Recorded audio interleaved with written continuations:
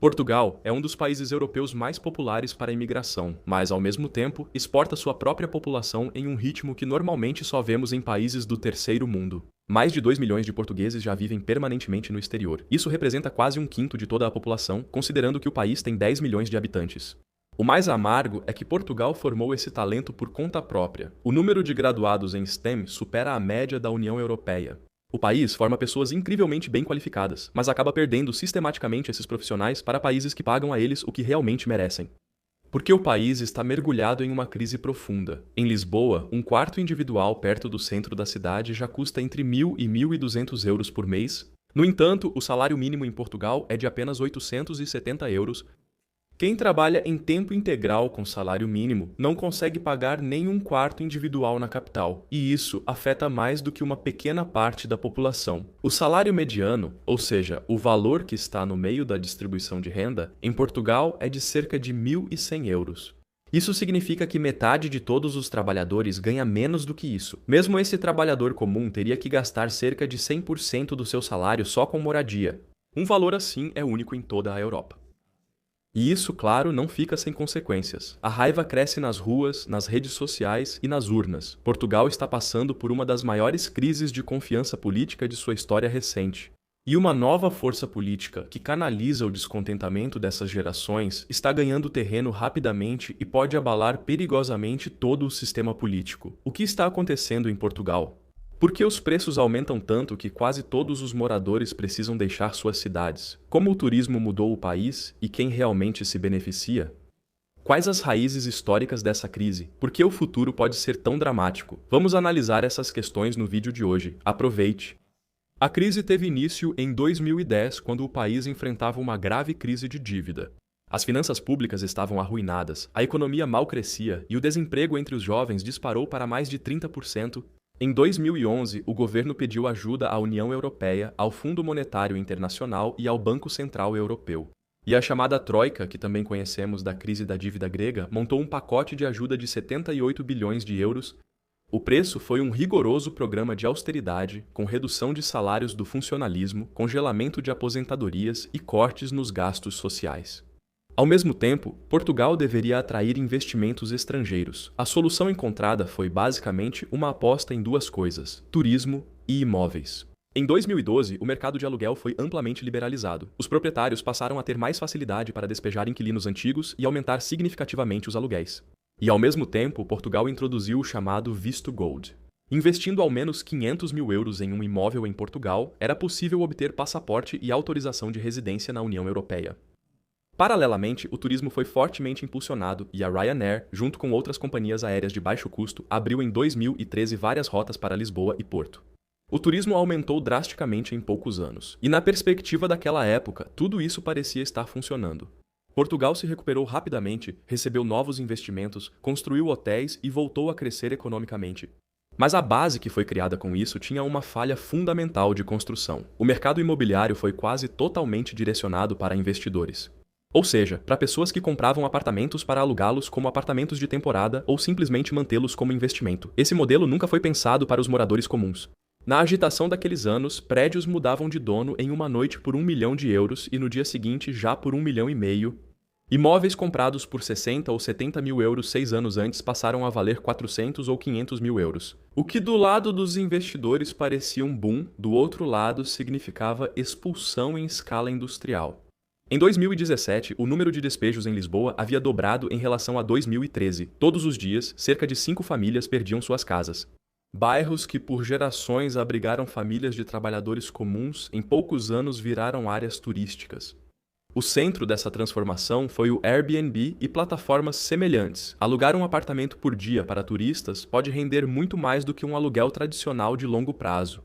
E o resultado disso é visível hoje no cenário urbano de Lisboa. No bairro de Santa Maria Maior, 68,8% de todos os apartamentos são usados para fins turísticos. No centro da cidade, há o dobro de apartamentos para turistas em relação aos moradores. A classe média e até portugueses abastados já não conseguem arcar com os preços e hoje, frequentemente gastam mais de 50% da renda com moradia. Esse é um fenômeno que podemos observar atualmente em muitas grandes cidades europeias. Por isso, torna-se ainda mais importante reduzir custos fixos desnecessários. E de fato, hoje já existe uma maneira bastante simples de economizar várias centenas de euros por ano, com o Remind Me. Afinal, principalmente a energia elétrica e o gás se tornaram um enorme peso nos custos para muita gente. A maioria das pessoas mantém tarifas antigas por anos, apesar de existirem ofertas melhores, pois comparar e trocar de contrato parece cansativo e demorado. O Remind Me foi criado para resolver isso. É um serviço gratuito de troca para energia elétrica e gás, que seleciona automaticamente a melhor tarifa para você entre mais de 12 mil opções, e tudo isso funciona de forma realmente surpreendentemente simples. Você insere seus dados uma única vez e o Remind Me cuida de todo o processo, ou seja, cancelamento, troca, prazos e até mesmo a troca anual de tarifa. Assim, você economiza centenas de euros por ano sem comparar preços. O principal, o Remind Me, só trabalha com fornecedores confiáveis. Se os preços subirem, o sistema intervém e faz nova troca automaticamente. O Remind Me também garante seus bônus anuais e mantém você na tarifa ideal. O melhor é que o serviço é totalmente gratuito. Toda a economia e bônus são seus. Clique no link na descrição e veja grátis quanto pode economizar em energia e gás, sobrando mais para o que importa. E com isso, voltamos ao vídeo, sendo que no caso de Portugal a situação fica ainda mais absurda, porque por outro lado, segundo o Instituto de Estatística, há mais de 720 mil apartamentos vazios em Portugal. Com uma população total de cerca de 10,5 milhões de pessoas, isso já é bastante coisa. Os aluguéis aumentaram tanto, chegando a mais de 1.000 euros até para apartamentos de um quarto, que já não há inquilinos capazes de pagar esses valores. Proprietários exigem valor de mercado, então apartamentos ficam vazios aguardando compradores ou investidores com capital. É absurdo, mas isso leva ao segundo grande problema, a desigualdade de renda. Pois, como já mencionado, o salário mediano é de 1.100 euros e o salário mínimo é de apenas 870 euros. Isso é muito, muito menos do que o mínimo pago na Alemanha, e isso com preços de aluguel que não diferem muito daqueles de Berlim ou Munique. A relação entre renda e custo de moradia é, portanto, uma das piores de toda a Europa. A Comissão Europeia estima que os preços dos imóveis em Portugal estão cerca de 25% supervalorizados, o valor mais alto atualmente em toda a União Europeia, mas o crescimento não para. No terceiro trimestre de 2024, os preços dos imóveis subiram 17,7% em relação ao ano anterior, atingindo novo recorde. 7% gegenüber dem Vorjahr. Mas o capital que impulsiona esses preços vem, em grande parte, do exterior. Portugal atingiu em 2024 um número recorde de 1,5 milhão de residentes estrangeiros, o que corresponde a cerca de 15% da população total. Especialmente as regiões urbanas e costeiras sentem essa pressão, onde a demanda de locais e recém-chegados supera em muito a oferta de novas moradias. O resultado é uma onda massiva de emigração. Principalmente os portugueses jovens e bem qualificados estão deixando o país. Lá, com as mesmas qualificações, os salários podem ser 2 ou 3 vezes maiores.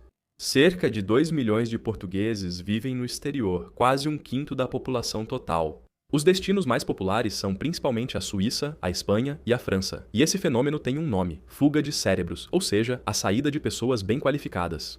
É um círculo vicioso, pois essas pessoas fazem falta no mercado de trabalho. 84% dos empregadores em Portugal relatam dificuldades para recrutar. Entre os 42 países analisados em uma pesquisa, Portugal ocupa o terceiro lugar. Apenas a Alemanha e Israel têm índices mais altos, ou seja, o país perde a mão de obra necessária para ser mais produtivo e pagar melhores salários, formando um círculo vicioso. Por isso, as pessoas também foram às ruas desde cedo. Sob o lema Casa para Viver, dezenas de milhares protestaram em Lisboa, Porto e outras cidades. Uma iniciativa popular fez com que Lisboa, na primavera de 2025, suspendesse o registro de novos alojamentos turísticos em vários bairros. Um acordo após longas negociações, mas para muitos ativistas veio com 10 anos de atraso. Ao menos, o governo do primeiro-ministro Luís Montenegro reconheceu a gravidade da situação. Para 2026, o governo prometeu cerca de 1,2 bilhão de euros para combater a pressão habitacional. Ao mesmo tempo, obteve um empréstimo de 1,3 bilhão de euros do Banco Europeu de Investimento para construir e reformar cerca de 12 mil moradias. Além disso, até 2030 devem ser criadas mais de 59 mil novas moradias com apoio estatal. Isso parece muito, mas há um porém: o tempo está contra a população afetada, porque já vemos agora que as metas estabelecidas anteriormente nunca foram alcançadas. Isso ocorre por falta de autorizações e outros obstáculos, como a escassez de mais de 90 mil trabalhadores qualificados na construção civil. Apesar do anúncio de moradias pelo Estado, falhas estruturais atrasam a construção. Justamente a implementação desses planos está sendo atrasada. E assim, surgem novos protestos e a confiança na política continua caindo cada vez mais. Portugal realizou novas eleições 3 vezes desde 2022, todas as vezes com uma maioria fragmentada e um governo minoritário que mal conseguia agir. A confiança nos partidos estabelecidos está profundamente abalada, e é nesse vácuo que agora surge um partido com uma linha dura e respostas simples. Chega, que em português significa simplesmente já chega. O partido existe apenas desde 2019, mas teve uma ascensão rápida. Nas eleições nacionais na primavera de 2025, o partido surpreendeu a maioria ao ultrapassar até mesmo o Partido Socialista e se tornar a segunda força mais forte no parlamento. Entre os portugueses no exterior, o partido recebeu a maioria dos votos, 26 vindos principalmente da geração que precisou emigrar por não conseguir mais viver no país. E a ascensão continua. Em janeiro de 2026, o chefe do Chega, André Ventura, concorreu pela primeira vez à presidência. Presidência, sendo o primeiro populista de direita a disputar o segundo turno. Lá, ele foi derrotado, mas declarou: "Nós lideramos a direita em Portugal e em breve vamos governar este país." E assim, vemos em Portugal uma mudança política bastante forte, com um padrão que já é conhecido de outros países. Falta de moradia, salários estagnados e desilusão política. Então aparece um partido que culpa a migração por todos os problemas econômicos do país. O problema estrutural é igual em todos os lugares, apesar dos detalhes. Por décadas, governos europeus deixaram a construção de moradias ao livre mercado. Acreditava-se que investidores privados garantiriam oferta suficiente, o que já renderia um vídeo à parte. Chega está no Parlamento Europeu, aliás na bancada dos Patriots for Europe. Ou seja, o mesmo grupo de Orbán com quem André Ventura, presidente do partido, mantém laços estreitos. Assim como com Donald Trump, o partido tem grande potencial explosivo até para o futuro da União Europeia. Da mesma forma, vemos aí uma linha direta entre o fracasso dos partidos estabelecidos na questão da moradia e a ascensão de forças populistas. Portugal enfrenta um dilema ainda mais grave, provavelmente sem solução a curto prazo. Afinal, só o turismo representa cerca de 15% do produto interno bruto e é, portanto, um dos pilares fundamentais da economia. Restringi-lo drasticamente resultaria em perda de empregos, especialmente em um país com salários cronicamente baixos. Mas permitir que ele e investidores sigam crescendo sem controle torna a vida de quem tem rendimentos normais em Portugal praticamente impossível. Que impacto vocês acham que isso pode ter em toda a Europa? Tem sugestões para resolver o problema? Escrevam nos comentários. Confiram pelo link na descrição o Remind M e descubram grátis quanto podem economizar em eletricidade e gás, sobrando mais dinheiro para o que importa. E se vocês também têm interesse em saber o que outro país de língua portuguesa está planejando agora com a União Europeia, então eu recomendo muito este vídeo para vocês. Divirtam-se, a gente se vê na próxima, até lá, tchau!